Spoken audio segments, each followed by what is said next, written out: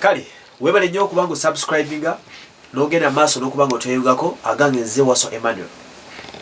Ninambuko ku mpewo yampiseemuko katono senyiga nankwatamu naye tujja kugenderawo mpolampola as usual tusobola okuba nga ate tukwasaganya ebyo ebitambula. Subscribing ku Trust Media Uganda, Wasswa Emma YouTube channel. Webale nnyo okuba nga mutwegaseeko mu subscribing nze mwana mama story girabe ogimaleyo sharing a clip eno esobola okuba nga etuuka gyerina okuba nga egenda. Eno kiripu yakulanga nkusaba agirabye togyesigaliza gisharinge wakiri n'omulala agimanye tusobole okuba nga tuyamba muganda waffe oyo ali mu story eyo gwengenda okwogerako. Mwebale nnyo okuba nga mutwegattako yongera okusubscribinga notification bell ogikoneko. Omuntu omugambe nti Emma owaffe oli oligino eyalanganga ebiranga ali wano.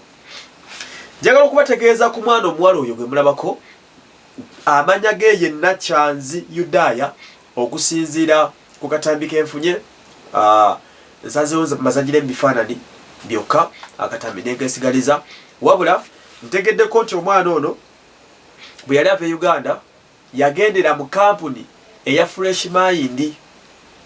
Bw'atuuka eyo n'afunamu obuzibu ne bakama be ne bamusitula ne bamutwala ne bamusuula mu ddwaliro e Saudi Arabia.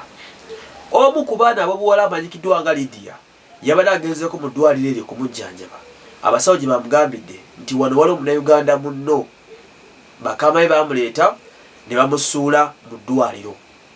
Nakyanzi Yudaya omuwala oyo mbu yagwa eddalu okusinziira ku information gye nafunye. Yagwa eddalu omutwe tegukyakola bulungi.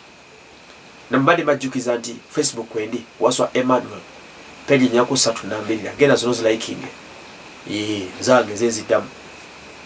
So ne ku TikTok bane nchendi ati Wasswa Emma mbadde kyabagamba nti omwana ono yagwa eddalu era obedda boogera ne mu katambi ng'ebigambo asooka birowoozaako oli waawa n'asooka n'asirikamu n'ayogera kyekyakutuukako n'asirikamu n'ayogera kyekyabaawo nga tezikwata bulungi wabula kyenayagadde yadde kimu nti yabadde akyasobola okujjukira gye bamuzaala ne taata we. Yatugambye mu katambi kenina nti taata we ye Tone Musamba, mwami Tone Musamba gwe taata wa Nakyanzi Yudaya. Genda twala obuvunaanyizibwa ogende mu Fresh Mind omanye muwalawo embeera gy'alimu. Aba Fresh Mind tubategeeza nti omwana mwe gwe mwatwala ebweru Yudaya Nakyanzi yagwa eddalu. Oyo gwe mulaba mu bifaananyi mumuyambe asobole okuba nga adda asinkane famire ye. This is not the first case. Bannaffe aba Fresh Mind gye mbadde nyambawulirako mudduukirire omulanga gwaffe musobole okuba nga muyamba omwana omuwala ono agambibwa nti yagwa eddalu okusinziira katambi ke nalabyeko.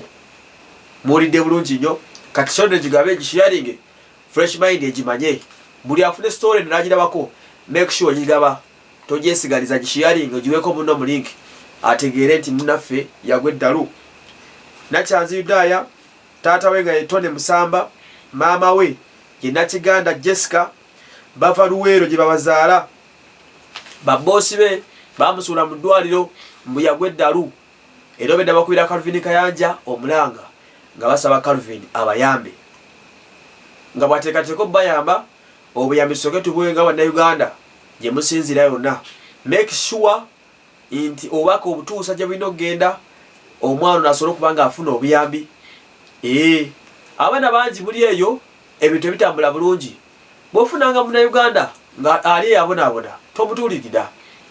Gwe mpisaamu akasimu ennamba yange abasinga mugimanyi bw'ogenda ku video z'enkola ez'enjawulo wano ku Trust Media ne ku Wasswa Emma ennamba ebeerako ebiseera ebisinga esembyo 55. Okitegedde sindika ka audio sindika ebifaananyi yogera ebituufu ebikwotaganako oyo omuntu ali mu kubonaabona n'ebifaananyi bye tumuyiseemu wano ensi emanye asobole okuba nga ayambibwa.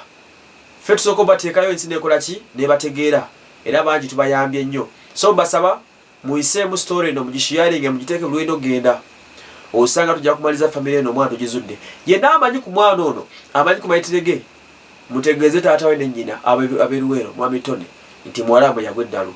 Fresh Mind abajimanyi mu kigambe nti omwana wa mwengo mwatole bweru yagwe ddalo wa boss bamusula mu ddwaliro. Twebaza omuwala Lydia eyasobola okubanga akola response ekyobuvunanyizibwa responsibility y'obuvunanyizibwa ennyo n'asalawo okubanga ashootinga omwana omwalo ka video ako ku TikTok yange kwekali ne ku Facebook naka-uploadize edda. Genda okalabe nga yeeyogererako oba okitegedde. Saagale kati akwano ku YouTube olw'ensonga ez'enjawulo wabula ku Facebook kwekali ku page ez'enjawulo.